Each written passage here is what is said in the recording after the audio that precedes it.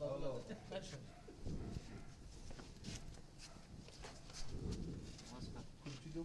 बाबा आमच्यावर कृपा करावं, तुम्ही आम्हाला भेटण्याची काही कॉल द्या शेवटी तरी भेट. अरे मुळात आम्ही सातवणाला आलो हे सांगत चला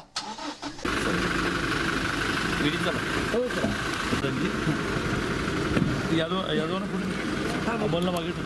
अमल सर मेरे यादव को बैठने में थोड़ा यस सर जाते जाते अभी सरकारी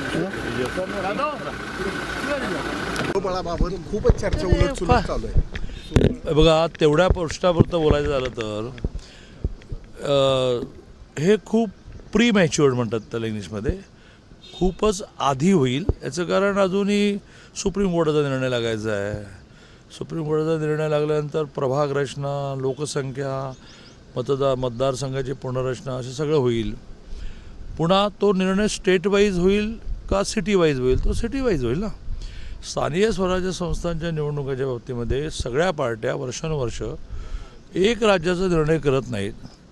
तो राज्याचा निर्णय करता करता करता कॉमन होऊ शकतो, पण तो बऱ्याच वेळेला त्या शहरामध्ये कोणाचं काम जास्त आहे याच्यावर होतो. मग कोणाला किती शीस हे कोणाची किती ताकद यावर ठरतं. पण आता बोललं हे अगदीच आपलं तुम्ही प्रश्न विचारला आहे, मी काहीतरी उत्तर द्यायचं असेल. सर आमदार मोठमोठे नेते याच्यावर वक्तव्य द्यायला लागले. बरोबर देऊच नाही असं माझं म्हणणं की असं आत्ता काही स्टेटमेंट करू नये असं माझं मत आहे. पण नेतेच तुम्ही म्हणता तसे इतके मोठमोठे आहेत त्यांना मी मार्गदर्शन काय करणार? हेच त्याचं उत्तर, हे खरं उत्तर आहे. मला बरं उत्तर कधी देता येत नाही, खरं उत्तर देता येतं. ते खरं उत्तर हेच आहे की जेव्हा केव्हा निवडणुका घोषित होतील त्यातली अनिश्चितता इतकी आहे, कारण आपल्या हातातच नाही, सुप्रीम कोर्टाच्या हातात आहे.